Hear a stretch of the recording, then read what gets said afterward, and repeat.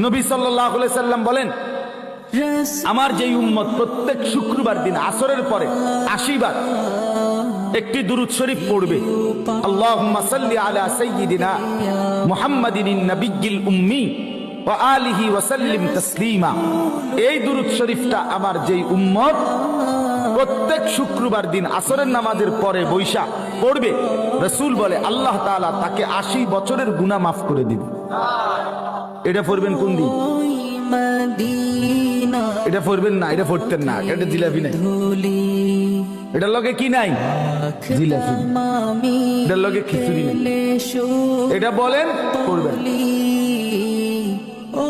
রাসূলুল্লাহ সাল্লাল্লাহু আলাইহি ওয়াসাল্লামের সাহাবীরা মহব্বতে দুরূদ পড়তেন, সাথে কোনো কিছু পাওয়ার আশায় না। রাসূলুল্লাহর ভালোবাসা, নবীজির ভালোবাসা। অতএব ভেবে দেখেন বাপ, কথায়